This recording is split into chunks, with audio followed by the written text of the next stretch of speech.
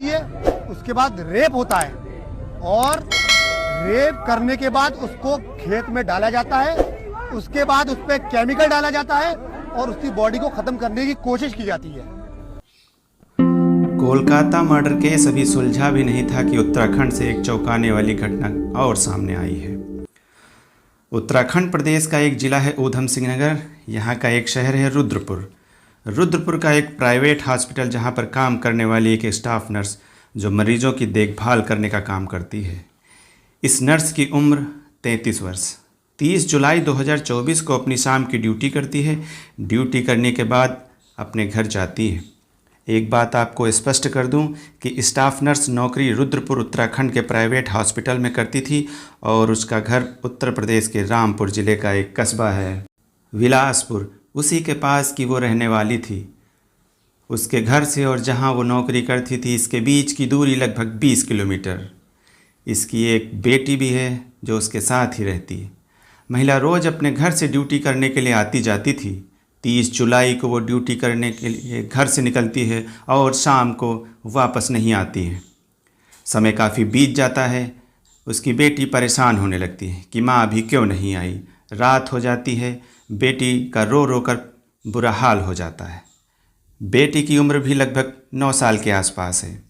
इस बात की खबर जब उसके पड़ोसियों को होती है तो वो लोग बच्ची के ननिहाल को इसकी सूचना कहते हैं। ननिहाल वाले इधर उधर की जानकारी खोजबीन करने की कोशिश करते हैं लेकिन कोई जानकारी हाथ नहीं लगती। इधर बच्ची की मौसी नज़दीकी पुलिस स्टेशन जो कि रुद्रपुर है वहाँ पहुंचकर बताती है कि मेरी बड़ी बहन जो कि रुद्रपुर में ही एक प्राइवेट हॉस्पिटल है जिसमें स्टाफ नर्स की पोस्ट पर काम करती है, देखभाल करती है मरीजों का और रहने वाली उत्तर प्रदेश के रामपुर ज़िले के विलासपुर शहर के आसपास की है। रोज़ाना की तरह कल भी शाम को ड्यूटी करने हॉस्पिटल गई थी लेकिन फिर लौटकर घर वापस नहीं आई। घर पर उसकी 9 साल की बेटी का रो रो कर बुरा हाल है। हुआ ये कि पुलिस ने इस मामले को गंभीरता से नहीं लिया। कहा कि ठीक है, हम ढूंढने का प्रयास करते हैं और गुमशुदगी की रिपोर्ट दर्ज कर ली। जब तक किसी मामले को लेकर पुलिस पर दबाव नहीं पड़ता है पुलिस इतनी गंभीरता से किसी भी केस को नहीं लेती है। हुआ इसमें भी वही। उधर उसकी बहन शांत नहीं बैठती है। अपने परिवार के साथ जिस रास्ते से वो आती जाती थी वहाँ ढूंढती है और आसपास के इलाके में भी ढूंढने का प्रयास करती है। ऐसा करते करते 1 सप्ताह का समय बीत जाता है। अभी भी कोई जानकारी नहीं मिलती है। 8 अगस्त 2024 को रुद्रपुर कोतवाली से एक फ़ोन उस लड़की के पास आता है। शाम का वक्त है। पुलिस कहती है आपको लेकर कहीं चलना है, आप कोतवाली आ जाइए। लड़की कहती है कहाँ चलना है, किस लिए चलना है। पुलिस बताती कि एक लाश बरामद हुई, देखना है कहीं तुम्हारी बड़ी बहन की तो नहीं है, इसलिए तुम कोतवाली आ जाओ। पूरे परिवार के लोग कोतवाली पहुंचते हैं। फिर एक वसुंधरा मार्ग पर पुलिस लेकर जाती है जहां काफ़ी घनी घनी झाड़ियाँ लगी थीं। झाड़ी के बीचों बीच एक लाश पड़ी हुई थी। दरअसल 1 सप्ताह का समय बीत चुका था तो लाश एकदम कंकाल में बदल चुकी थी। पास में ही उसके कपड़े, पर्स और ज़रूरी चीज़ें पड़ी हुई थीं जिसको देखकर घर वाले पहचान जाते हैं। पुलिस बताती है कि इसकी लाश को गलाने के लिए किसी केमिकल का इस्तेमाल किया गया है जिससे लाश पहचान में ना आ सके। उधर घर वाले इस बात से भी नाराज़ कि पुलिस अगर गंभीरता से मामले को लेती तो शायद जान बच भी जाती। लेकिन पुलिस ने घर वालों को डांट डपट कर शांत करा दिया। कहा हम जितनी जल्दी हो सकेगा इस केस को सुलझाने का प्रयास करेंगे। इतना सब हो जाने के बाद पुलिस सक्रियता दिखाना शुरू की। पुलिस ने रुद्रपुर से जहां वो काम करती थी वहां से लेकर विलासपुर तक जिधर जिधर से वो आती जाती थी लगभग 500 सीसीटीवी कैमरे की जांच की जाती है जिसमें एक कैमरे में वो ई रिक्शा पर बैठी दिखाई देती है। ई रिक्शा से उतरकर वो वसुंधरा मार्ग की तरफ जाने लगती है। कैमरे में दिखता है कि एक अनजान सा संदिग्ध सा व्यक्ति उसका पीछा कर रहा है। उस व्यक्ति की पहचान नहीं हो पा रही थी। इधर उस स्टाफ नर्स का मोबाइल भी बराबर बंद जा रहा था। पुलिस नंबर को सर्विलांस पर लगवाती है ताकि कुछ पता चल सके। 4 दिन बाद उस मोबाइल की लोकेशन पता चलती है। जानकारी करने पर पता चला वो मोबाइल उत्तर प्रदेश के बरेली ज़िले का एक थाना है शाही। इस थाने का एक गांव है तुरसा पट्टी। इस गांव की रहने वाली एक महिला जिसका नाम खुशबू है उसने उस मृतक महिला के मोबाइल में अपना सिम कार्ड डाला हुआ।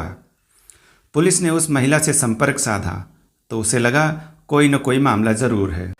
उसने अपने पति को सारी बात बताई, जिसका नाम धर्मेंद्र है। बताई कि एक फ़ोन आया है। वो अपने आप को पुलिस अधिकारी बता रहा था और पूछ रहा था, आखिर ये मोबाइल तुम कहाँ से लाए और किसका है। हुआ ये, धर्मेंद्र खुशबू को लेकर कहीं चला जाता है जहाँ कोई साक्ष्य सबूत ना के बराबर थे। वहाँ एक मोबाइल से थोड़ी सी आस जगी थी, लेकिन दोनों के भाग जाने से पुलिस के हाथ फिर खाली थे। लेकिन पुलिस इन्हें तलाश करने की पूरी कोशिश करती है। करीब 8 दिन और बीत जाते हैं, तभी जानकारी मिलती है कि राजस्थान के जोधपुर में उसकी लोकेशन मिली है। पुलिस की एक टीम राजस्थान के लिए रवाना होती है। वहाँ से दोनों को पकड़कर वापस देहरादून लेकर जाती है। दोनों से पूछताछ शुरू होती है कि आखिर तुम्हारे पास ये मोबाइल कहाँ से आया और तुम दोनों भागे। जानकारी से पता चला खुशबू से पहले उस मोबाइल का इस्तेमाल धर्मेंद्र कर रहा था, फिर उसने खुशबू को दे दिया था। पत्नी को इस बारे में कोई जानकारी भी नहीं थी। धर्मेंद्र से पुलिस सख्ती से पूछताछ करना शुरू करती है तो धर्मेंद्र अपनी बात कहना प्रारंभ करता है। कहता है कि जिस दिन घटना हुई थी, यानी 30 जुलाई 2024 की शाम करीब 8 बजे, जब महिला ई रिक्शा से उतरती है और सुनसान रास्ते की तरफ जाने लगती है, तभी उसके दिमाग में एक ख्याल आता है कि इसके पास जो रुपए, गहने, मोबाइल आदि जो भी सामान होगा वो छीन लेगा, मतलब लूटपाट के उद्देश्य से उसके पीछे पीछे चल देता है। खुशबू के पति धर्मेंद्र का इतिहास ये है कि धर्मेंद्र एक जफरपुर जगह है जहां वो एक गेहूं की फैक्ट्री में काम करता है। धर्मेंद्र के ऊपर पूर्व में एक आर्म्स एक्ट के तहत कार्रवाई भी हुई थी और जेल जा चुका था। अब इधर धर्मेंद्र उस महिला के पीछे पीछे चल देता है। आगे सुनसान जगह पाकर वो उस महिला से उसका पर्स, मोबाइल और ज़रूरी सामान उससे छीनने की कोशिश करता है, लेकिन महिला भी अपना बचाव करने की कोशिश करती है। दोनों में छीना झपटी होती है, हाथापाई होती है। इतने में महिला ज़मीन पर गिर जाती है। उसे सिर में चोट लगती है। महिला शिथिल होकर गिर जाती है। मौका पाकर धर्मेंद्र उसे दबोच लेता है, पर्स, मोबाइल छीन लेता है। इतना सब हुआ ही था कि तभी धर्मेंद्र की नज़र महिला के ऊपर पड़ती है और नीयत खराब हो जाती है। उसे वो झाड़ियों में खींच कर ले जाता है और उसके साथ बड़ी ही हैवानियत के साथ रेप करता है। इसके बाद वो वहाँ से जाने लगता है, लेकिन अगले ही पल वो फिर वापस पलट कर आता है और उसके ही दुपट्टे से उसका गला घोंटकर हत्या कर देता है। पूछने पर पुलिस को बताया कि मैंने पहचान छिपाने के लिए इसकी हत्या की। इसके बाद वो उसका मोबाइल और ज़रूरत की जितनी भी चीज़ें थी लेकर के फ़रार हो जाता है। अपने घर पहुंचता है। उस मोबाइल को 3-4 दिन खुद इस्तेमाल करता है। उसके बाद अपनी पत्नी खुशबू को दे देता है। इधर महिला के परिवार वाले पुलिस की जांच से संतुष्ट नहीं दिखते हैं। इनका कहना था कि लाश जहां बरामद हुई उस रास्ते पर लोगों का आना जाना लगा रहता है और इतने दिनों में क्या लाश से बदबू भी नहीं आई, जबकि लाश सड़ गल करके कंकाल बन चुकी थी। घर वालों का मानना था कि इसकी हत्या कहीं दूसरी जगह की गई होगी और लाश को ले जा करके यहाँ झाड़ियों में फेंक दिया गया होगा। आप तो केवल जिसके पास मोबाइल मिला उसे दोषी मान लिए हैं। हो सकता है इसके पीछे जहां वो काम करती थी उस हॉस्पिटल की भी कोई भूमिका हो। अगर आप इस मामले को सही से जांच नहीं कर पा रहे हैं तो सीबीआई को जांच सौंप दीजिए, हो सकता है कोई और जानकारी प्राप्त हो। फिलहाल धर्मेंद्र को जेल भेज दिया गया। परिवार वाले ये भी कह रहे हैं कि जिस हॉस्पिटल में वो काम कर रही थी उस हॉस्पिटल वालों ने कोई संपर्क भी नहीं किया, कोई सुध भी नहीं ली कि मेरा स्टाफ कहाँ गायब है, क्या हुआ है उसे, क्योंकि घर वाले जब भी हॉस्पिटल जाते थे वहाँ उनके साथ अच्छा व्यवहार नहीं होता था।